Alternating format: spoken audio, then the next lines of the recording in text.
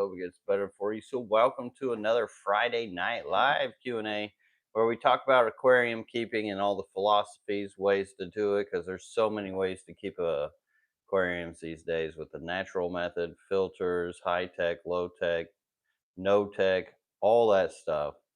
And the amount of species of fish, shrimp, and everything else that you can put in aquariums, it's good to have a forum to where we can all just get together as a community and help each other with our fish keeping. And that's what we do this for. So I'm glad to be here with you guys and welcome. So, Thomas G, good to see you in here, gold member. Re-upping that membership. I appreciate that, Thomas G. And as always, good to see you. Thomas has been around here for a long time. Hello, everybody in the chat. Good to see you guys.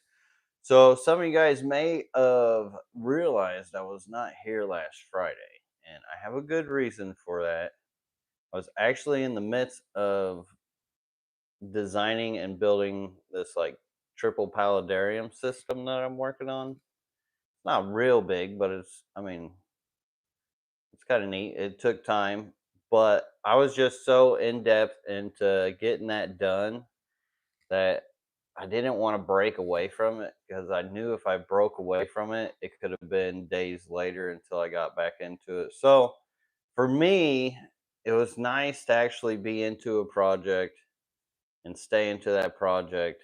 And I apologize to you guys for not being here last Friday, but we are here this Friday for you guys. So if you got questions, throw them out there with the question mark. That way I know that you're asking questions. Because I try my best to speed read everything, and sometimes it could get busy in here. Lately, it's been getting a little slower, which, a little easier. Hello, everybody coming in the chat. And I do got lots of content coming out for you guys. You may notice I haven't had a whole lot of content within this last week. It's actually because I've been working on other projects. I actually went out and shot a video of somebody else's stuff to share with you guys, which I haven't done that for a while now. And it's a really neat system, and I thought it would be like right up everybody's alley that follows me as far as what you guys would like to see, which hopefully I could get that out to you guys here soon. And I've got all kinds of other videos, plus I've been moving stuff from outside, inside, and just around because there's a cold snap coming here too. Also, if you guys did not see, I haven't mentioned that to you guys yet, which happened last week. Keeping Fish Simple came out with his fish tour finally of the fish room. So if you guys have been wanting to see like inside the fish room, which I haven't done a tour of for a long time, Keeping Fish Simple does have that tour out. I did post it on my community post. And then in addition to that, Fritz Aquatics and Jimmy Gimbal did a video of the outside. The one Keeping Fish Simple did was actually, I think, I can't remember what it was. Probably like March or something, February. And so it's been a while since that video had taken place. So now it's about time that we will eventually get a new tour coming here soon. Which I've got some big news. Who will probably end up doing that tour? Just don't know if I could say it or not. I haven't asked yet, so we'll see. But I'm excited for it. Anyways, lots of exciting things coming here in the future. Brent J 2254 says, "Hey Lucas, hope all is well. Are you not shipping livestock? I'm looking to buy some guppies." So I am shipping. I did not ship this week because it want to make sense with the way that the holidays are here in America, and just the risk of something happening to them. So we didn't end up shipping this week, but from there on out, it's shipping as normal. And it kind of depends on how the holidays line up, whether we'll ship, but Thanksgiving's usually one we don't ship on. And I hope all my American friends had a good Thanksgiving and ate well. But definitely got some guppies up there. I've got a lot of random like guppies and endlers that I need to move around. I've been working on all these guppy and endler projects. And they've just been breeding like crazy. ALA Aquatics says, "Where are you at? This doesn't look like your place." So this is actually inside the house. Um, Although we have a lot going on in the barn, there's still all kinds of stuff that goes on in the house too. So this is what Lady LRB does. She's into the plants, and this is her plant room. And since we get better internet in here than we do in the barn, considering the barn is metal, it's just kind of where we're stuck at doing the lives from, which it's not bad. It would be nice if we do got a couple fish tanks over there, some more terrariums. But one day soon we'll get some aquariums behind us. Matter of fact, that's one of the projects I've been working on.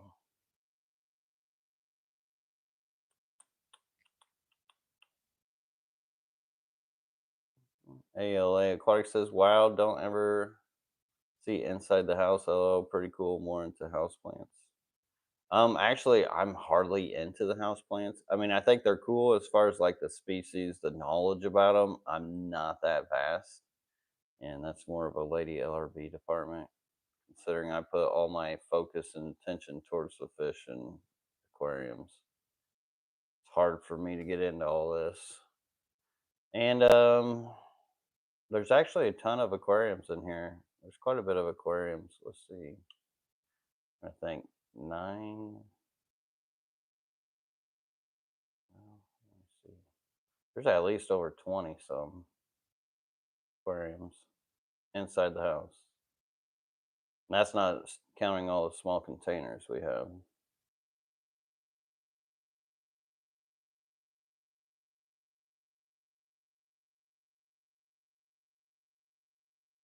Brent J2254 says, "Lucas, I'm wanting to buy some random male endlers, but I see no option for buying females. You have no random females."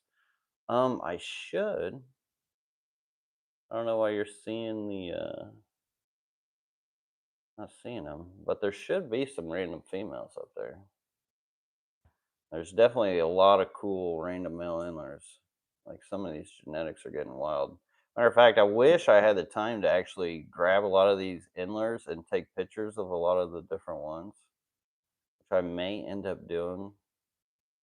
Because just the variety that has been being bred out is real wild. Well, right on, Boyd Aquatics. Appreciate that.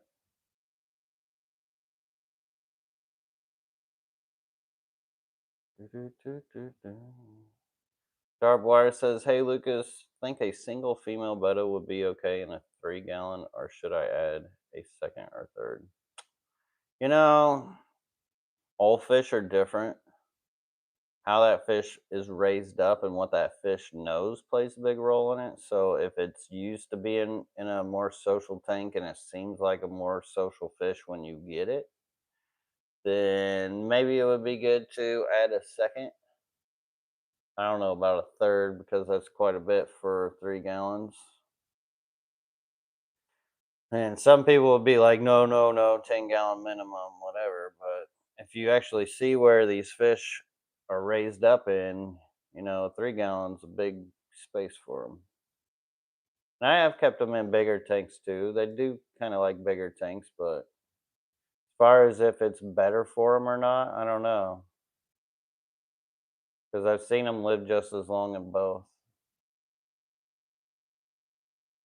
But if you got them by itself, it probably is not that social. But if it was with a group, then I would.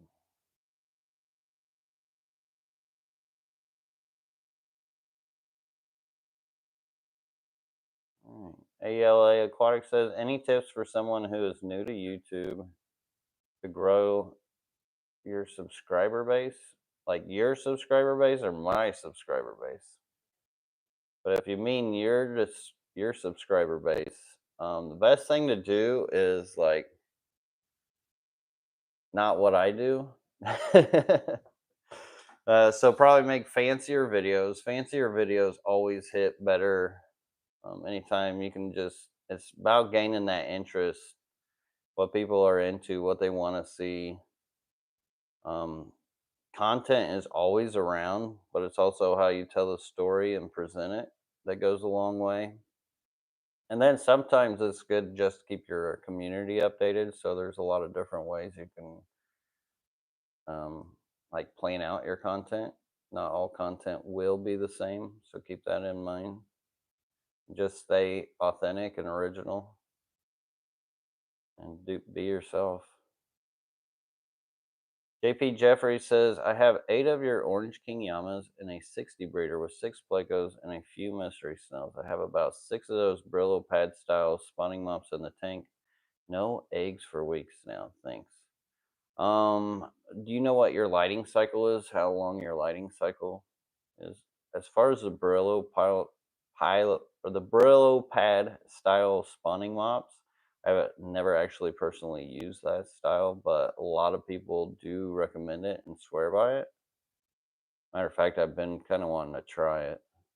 But if your rice fish aren't getting around 10 hours of light, which I'm sure somebody's probably bred without 10 hours of light, it can be harder for them to breed. And sometimes they're just seasonal as far as breeding. Try to feed them like maybe twice a day if you're only feeding them once. Anytime you're adding more food into their area and system, that always helps trigger breeding too.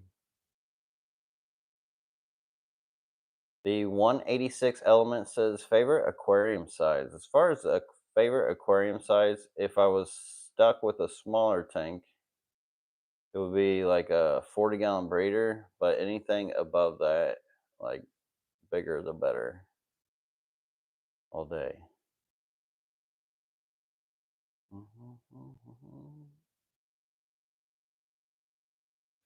I'm a big fan of the 20 longs too, and that's only because as far as stacking them, I can go 4 high with the 20 longs. 10 gallons and 20s, you can go 4 high on a rack, at least for my height, which I'm 6 foot. I guess if you're shorter, you probably don't want to do that. I usually turn them on the side. I like the long length too. I like the 20 highs. Really, I like a lot of different things for a lot of different reasons. So certain fish will definitely dictate which one is my favorite.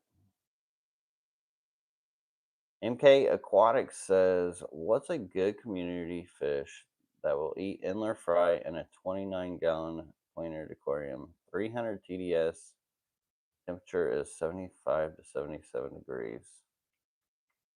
I would say a rainbow fish. Rainbow fish is definitely your best option.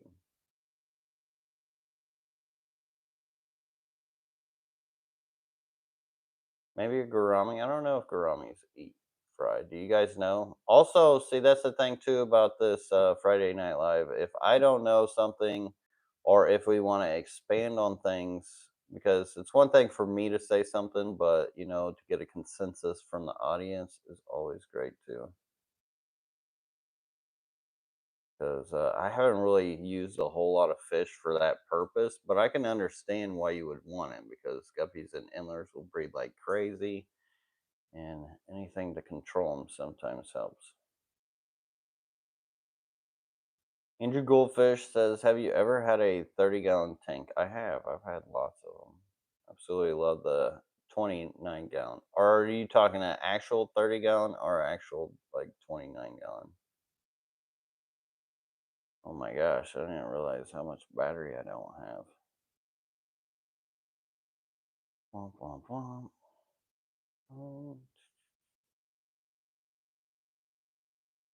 Have you bred Jade Green Neocaridina? I actually have. Real hard line to line out. A lot of times you'll get like yellow or clear out of them. So it can be a little difficult. You usually need multiple tanks if you're going to really create a nice line of the jade green, because you'll want to call out those like browns or yellows or clears or wilds that they may throw. Sometimes they will throw a blue too. So maybe have a cold tank for those and then keep all your good ones in a tank. And then as far as like when it came to like the blue dream shrimp when they first were offered in America, and well, just in the hobby in general, I actually used to throw all kinds of different genetics down the line and all kinds of different colors. And I had worked a long time on breeding those out and straightening them out to where they were just straight blue dream. And a big reason to why I had success with that is the fact that I would have like my normal cull or my normal group colony of breeders, and then I'd like pull the culls out, like I mentioned. But then I would take the best from that and then add them into a third tank. And then I would work on that as the next stage to getting a better line out of them. So the more you work that down, and then say that was your new like normal colony, wait for it to get its best, and then work that into another tank. It actually took like I think 12 tanks plus of doing that to line out the Blue Dream Neocaridinus. But it was definitely worth it, like through the end. Matter of fact, I wish I had more time to do that, or actually a better focused area for that kind of stuff. A lot of my shrimp tanks are actually thrown on the side, so if it doesn't really breed too true, I don't work a lot of it for selling. I actually do have green jade line, but I have not offered any for sale. I do work it a little bit. So I am kind of working on that one, but there is like purples and all kinds of different ones I would love to work on. Gary Breton, what's up, my guy? Says, made it to the live stream. Plant room is booming, Lady Sarah. How are y'all handling the temps? Got the ponds inside. So yeah, this next 4 day forecast, which is kind of crazy for Florida, we're gonna be in the 30s at night here, which I don't know, it's just getting to December, not even December yet, and that's more like February weather, which is kind of crazy. So, it had already gotten to 30 at least once. I think it was for one night or 2 nights, but it got pretty cold and everything outside did pretty good. So I don't have anything out there that I have to like worry about freezing. Luckily,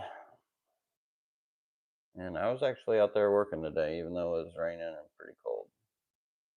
But now, actually, as far as the daytime weather, like once I get enough more money saved up, I need to get more pond liners because I do got two that I could start digging on. But this is like primo weather to actually work outside, like physically.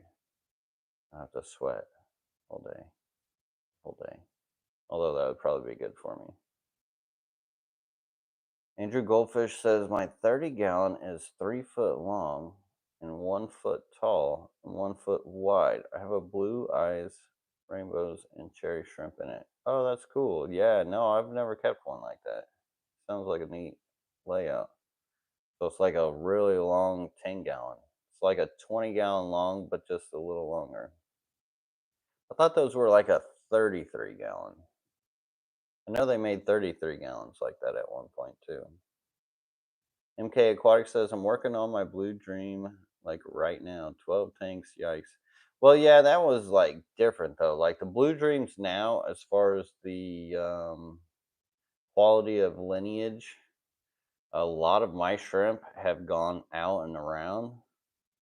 Most of the lines are pretty good. As far as like import lines, you may have to work with some.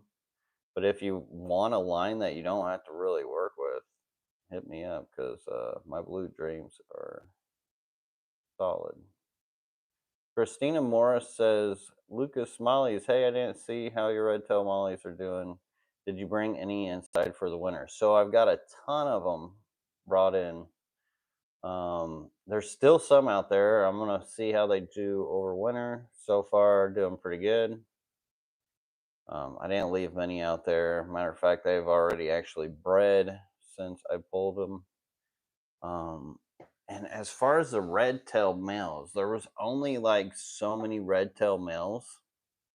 And I know a lot of people are just gonna want those. and there's just not that many of them in consideration to how many fish there actually is. So I'll probably have to do like a separate listing for the red tail males.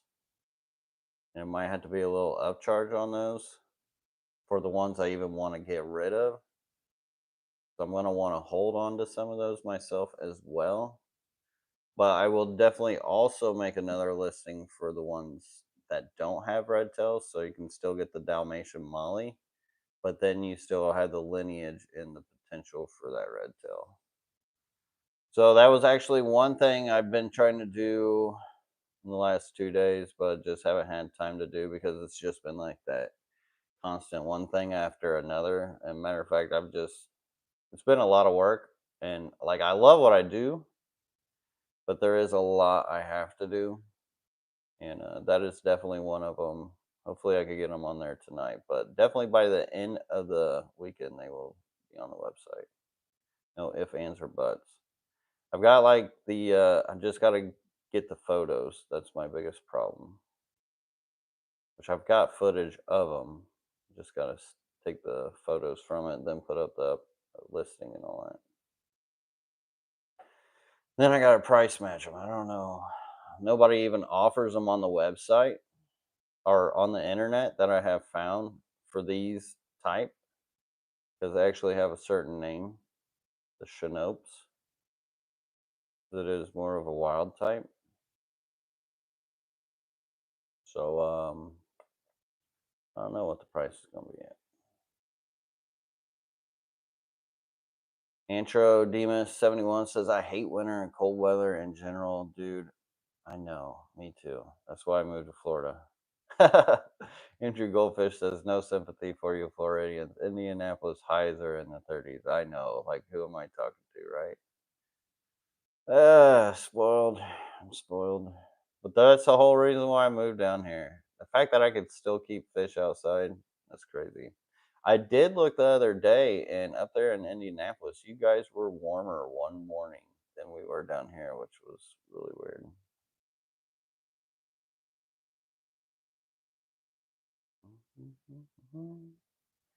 Ema's Aquarium's Facebook group says, I'm looking for a couple female trout Gudian. I got them from you last year and I have 4 now that are all males. Any leads appreciated. Sage does not have any available right now. So should be having some more Gudians on the website as far as male and female. It's really hard for me to sex them when they're younger. I don't know if you can give me any advice on like a easy way to know if it's male or female when they're like gay big. But if you could do that, I could maybe pull some out. But it's hard for me to do those like special like um getting males and females thing. Doing special orders because just time, time. Headlock says, "What are your thoughts on the rice fish outdoors this last year? What are your plans with the exotic ones?" So they bred pretty well. I could have had a lot more numbers if I would have had more time to focus on moving them and had more tanks to do so. I'm hoping that some babies will pop up here soon since I was actually up till almost 6 o'clock in the morning last night, night fishing all those exotic rice fish into other tubs. Now, as far as the lines from those Japanese rice fish, when I was keeping them inside, they didn't really look like much. But when I put them outside, all the extra like sparkles and stuff like that started coming out. But when it came to breeding them out, the lineage and lines, like there is no consistency whatsoever. So it's almost like they breed them all in like the same pot and then they just throw whatever. So I have been working on that. So when it happens with that, with lineage, with that sort of thing, I find it hard for myself to sell it as such because, like, when you're getting a certain fish, you want it to be a certain fish when it breeds. And I understand the lines are new, so maybe some people will want to work on them. And I may offer something up like that at some point with some of them, but I've been hoarding a lot of them just to work on their genetics and do different things with. And I did not make videos of moving any of that stuff because, like I said, it was like probably between like 1 o'clock and 6 o'clock last night that I had to do it. Because I was getting ready, I was actually getting ready to go to bed, and I got to looking at the temperature, and I'm just like, this is my last day to do it. I'm gonna do it. Like, it'd at least be a week until I got it done. I was like, screw it, I'm gonna stay up and get it done. I did. And the thing with those rice fish in the tubs that I'm breeding them in, with all the plants, it kind of makes it tricky because, like, you'll scoop a few out, then they'll go hide. And then so I had to keep making rounds around all the tubs, just to see if there was one straggler that would pop back up and I could get them. Because if you leave one fish in there, they'll eat all everything sometimes.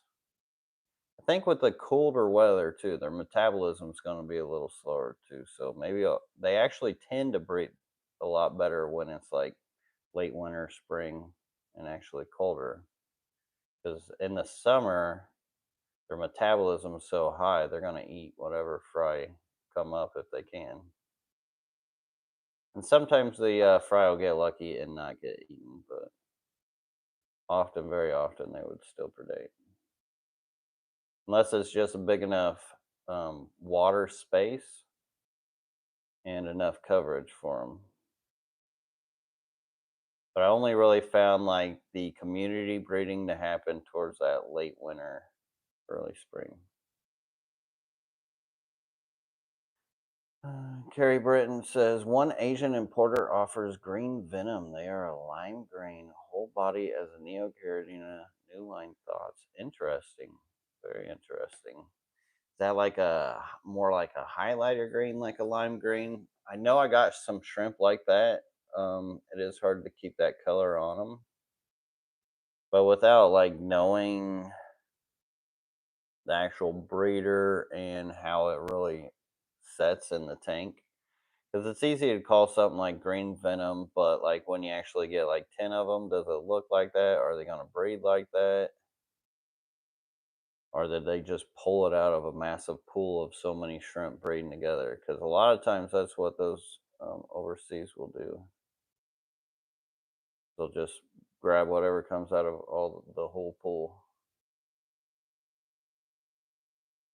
So it all depends. New line thoughts, though, definitely. There's so many neocaridina lines that could be created. I've seen them myself. Personally having them, just not having the time to do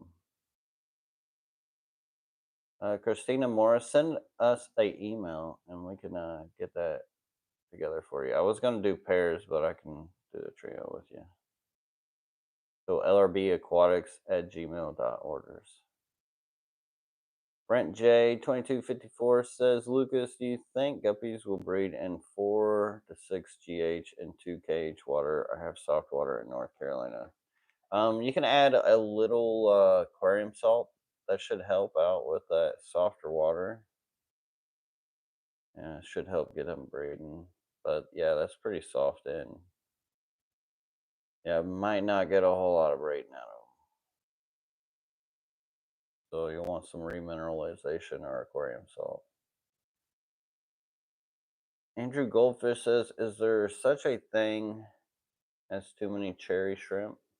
Yes, there is. So just like snail populations sometimes will boom and then they will cause a collapse and a crash and you'll start getting white cloudy water. Shrimp can do the same. So say you've got tons of cherry shrimp, your aquarium starts getting this white milky cloudiness to it. That is usually an indicator that there's just too many shrimp in there and not enough beneficial bacteria, and they can end up crashing off that. So if you just, and usually it will be like a bunch of shrimp will just pass. You can water change your way out of it and or move them. But after those crashes happen, they tend to know how to stabilize their population. They're actually pretty smart.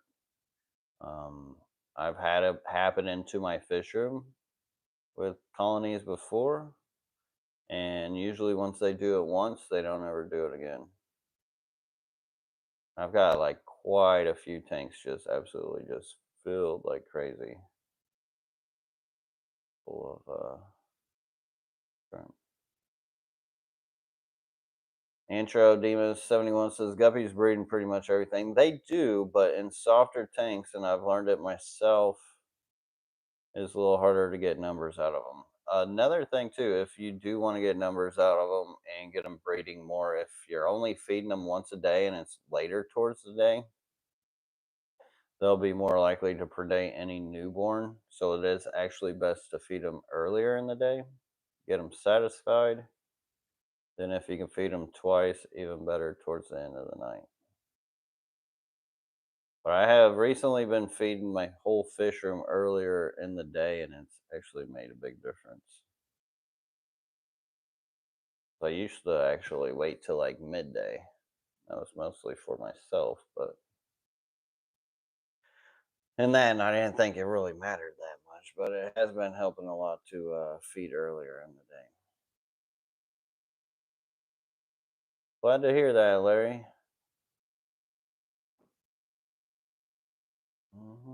Single digits in Wisconsin. My God. Yeah, with that wind chill, it's crazy. I know all about that. I used to deal with that -40 wind chill, but I'd still keep fish outside. Those heated outdoor tub pond systems. If you guys are up north and you do want to keep fish outside, check out my heated outdoor pond playlist. There's actually some really cool videos of what I used to do up north with keeping tropical fish all year round out there. And it's not that hard to do. You just pretty much insulate the tub and put heaters in it and that top on. Andrew Goldfish says, "Have you ever used Indian almond leaves?" I do, and I actually use them every now and then, especially for like my baby Synodontis lucipennis. They absolutely love to live up underneath it. And when they're babies, since they like to just sift through everything and hover over everything, those leaves actually make good food sources for them. Which I could use like the oak leaves from my yard as well, but I just happen to have Indian almond leaves. I do use them for that. There's not shrimp like it too. The only thing with that is it will feed into the organics and if you're not doing your water changes, algae. JP Jeffries says, I have a sun porch 15-foot by 8-foot with 30 tanks, lots of plants, and grow lights. Will getting a dehumidifier help with the room being so small, or will it just heat up the room? You have a sun porch, 15-foot, 18-foot with 30 tanks. I mean, so the dehumidifier.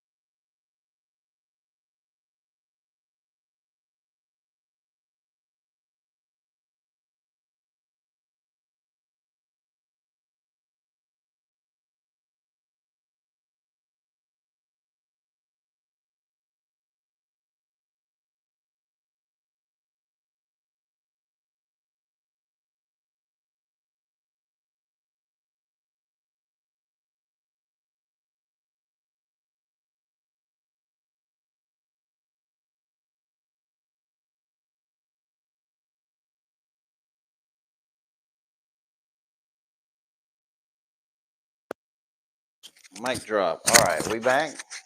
Back. Running out of sound. There we go. Got it back up. I was worried that actually would happen because I had been using these for. Woo, woo, woo, woo, woo, we're back. Andrew Goldfish says, "What do you feed baby rainbow fish?" I feed them the Tetracolor tropical granules. Daphnia, live food, brine shrimp would probably be better, but I just use the Tetracolor tropical granules because it just makes my life easier. Intro Demon 71, Daphnia question mark. Actually, have been working on some cool Daphnia stuff here lately, and may have come across a product that will be like a life changer for me as far as like keeping consistent Daphnia, because sometimes the biggest trouble with Daphnia is just keeping them alive and having green water and stuff for them. I'm still testing it out,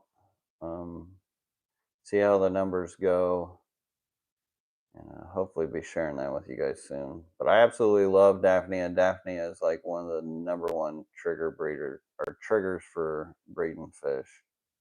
Signals at springtime. Chi-Town Pat says LRB would be some good tank mates for a small Fahaka puffer, about 3 inches in the 125 he's had snail buffet. I would say rainbow fish all day long. It's a good center fish, and they're pretty fast, so ain't no way the Fahaka puffer is going to catch them. There are some cool barbs. Danios, there are some bigger danios and things, like the giant danios. Those things are really neat, especially in groups. That would actually be a pretty wild combo. Now that I'm visualizing like a group of giant danios with a Fahaka puffer, sounds kind of cool. A little sad I ain't done it myself. Scroll, scroll, scroll. Oh my goodness. Somebody's throwing loonies at me. King of DIY, thank you, bro. I appreciate that. Leave a like if Lucas is the most handsome man on FishTube outside of me. I appreciate you, bro. Much love. And yeah, I actually woke up from a nap earlier. This is what I look like waking up from a nap. So you know how to flatter me. King himself, King of DIY. You guys don't know who he is. He's like the OG of fish YouTube. Like, dude started it way before anybody else. And a stand-up awesome guy too. It gets a little wild sometimes, but don't we all? But thank you, brother. Appreciate that.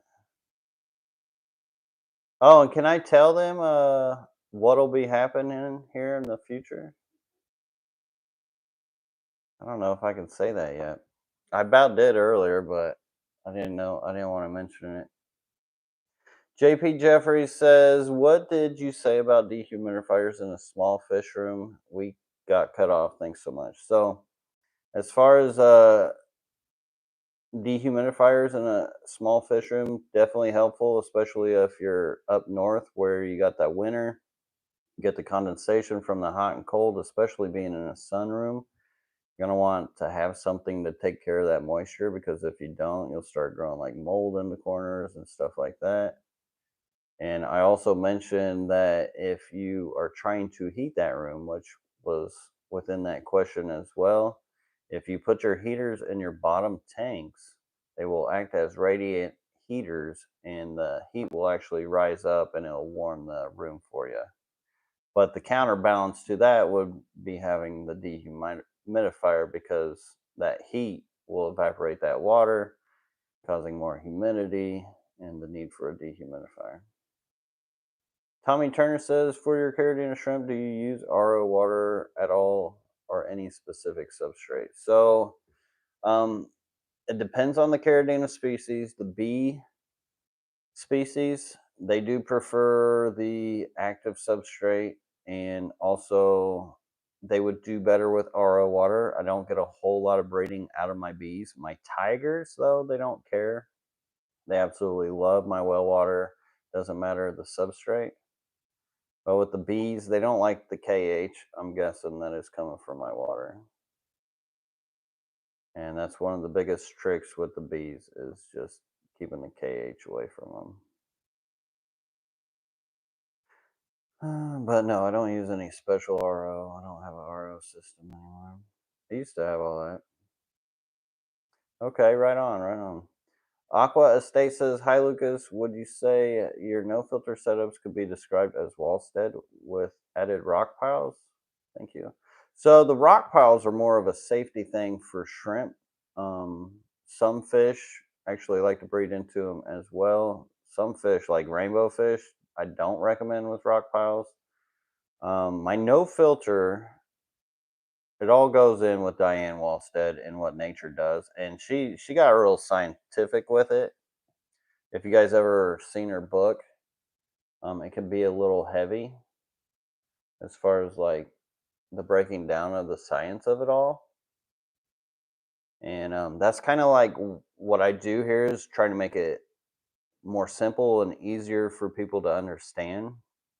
And I try in so many ways, but the nitty gritty of it is just nature does what nature does. Like even with these no filter setups, I could keep a bunch of fish without the plants, without the substrate, as long as I'm able to keep them comfortable and as long as I've got biologically sound water.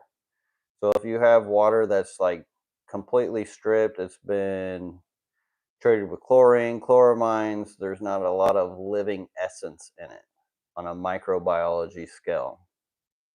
That's when you run into trouble with water. But like say I've got my well water where it naturally comes out of the ground and it's got a lot of that natural microbiology essence to it. I could keep running that water because of that. And that's enough to do it. It's not substrate, it's not the plants, it's biologically sound water.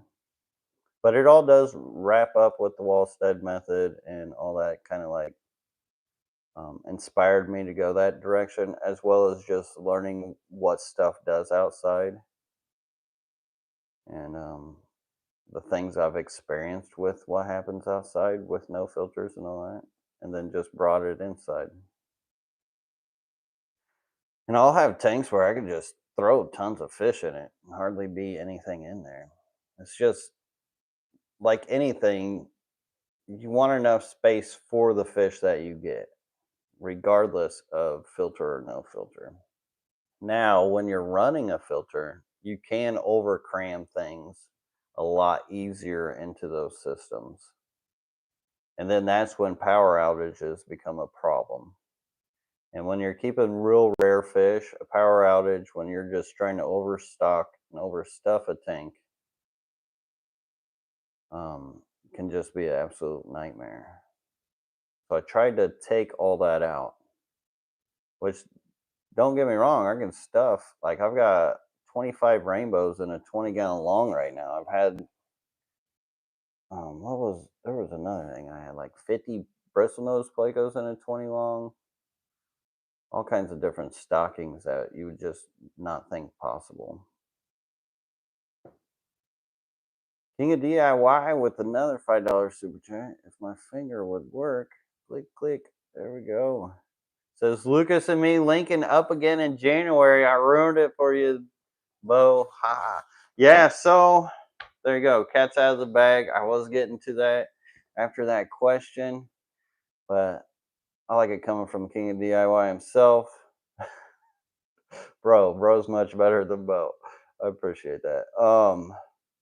But yeah, January, he's coming over. He's going to check out the fish room and he's going to give a talk at the Aquarium Club of Pasco County, which I'm super excited about.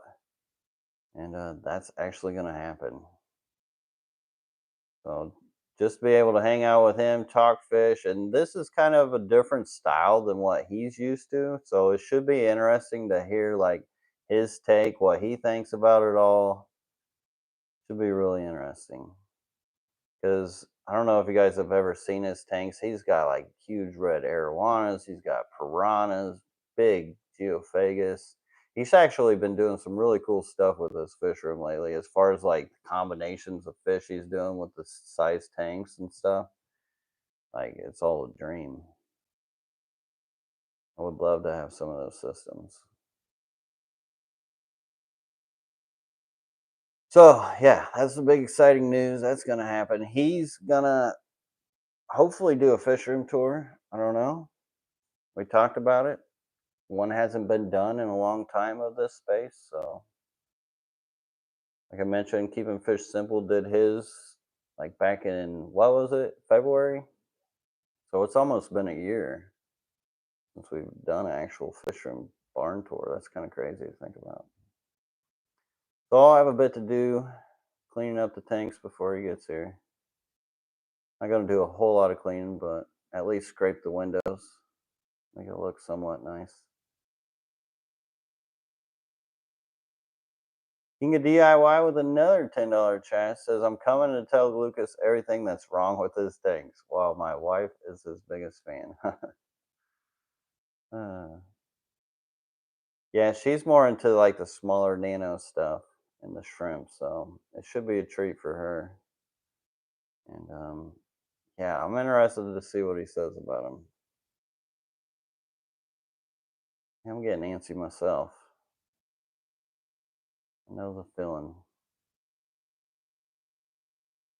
Deanna White says, Hi Lucas, if breeding guppies and I have only one pair currently having fry, would it be a good idea to add another mature female? And if so, does the female or male pass more of the genetics?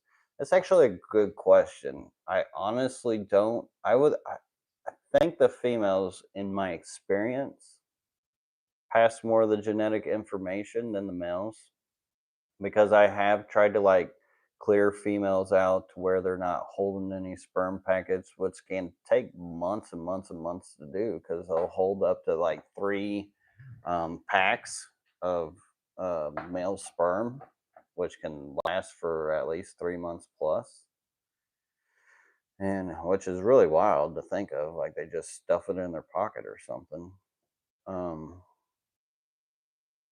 But in my experience, from what I get breeding wise from them after trying to use them to get like a pattern and color down the line, is it would never hardly work in my favor. So if you did get a female, you would want to make sure that the genetics line up, and it would definitely take more of the pressure off of the other female, which in comfortability could be better in the long run.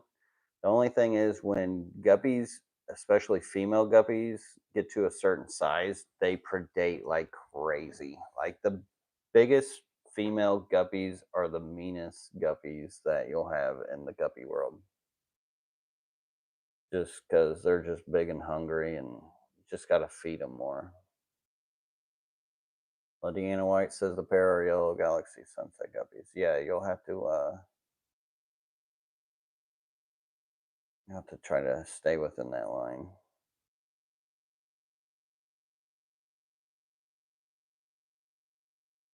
You guys are welcome.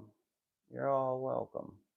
Brent J 2254 says, "Do you sell your plecos in male female pairs? I just ordered two, or do you just grab the ones you can catch?" I just grab the ones I can catch, and they're only about yay big. So knowing if they're male or female, yeah, you really can't. It'd be too hard figuring out. King of DIY with another $10 super chat. Oh, buddy, I appreciate all the support. Like I don't get super chats anymore. I used to get them like crazy, and now you're just making them rain. So making me feel a little nostalgic over here. Says, but no more punching me. I'm still healing, bruh. If you guys don't know, King of DIY and I and quite a few other creators did one of the craziest things with Fins and Fury. If you guys have never heard of it, I definitely recommend you searching it. Just any search, whatever, Fins and Fury. There's a pay-per-view boxing match with us content creators. And King of DIY and I were actually the main event. And I tell you what, we put on a show for people. But yeah, we will not be punching each other this time, which will be a change of pace. uh, La Deanna White says, "Thank you, Lucas. Yes, I feed heavy. The male is a bodacious, almost 2.5 inches. Yeah, that explains a lot of it. So if you do see any babies out of her, you just want to grab them and put them in another tank as soon as you can, because she's gonna eat them, even no matter how much you feed her. And or you can get like a little floating mesh basket that she can kind of be in, and then as she gives babies and birth, the fry can go out the little mesh, like quilt mesh is what I'm recommended. They come in like these plastic sheets, and the fry can get out away from the mama, and the mama can't get to the fry. That would be the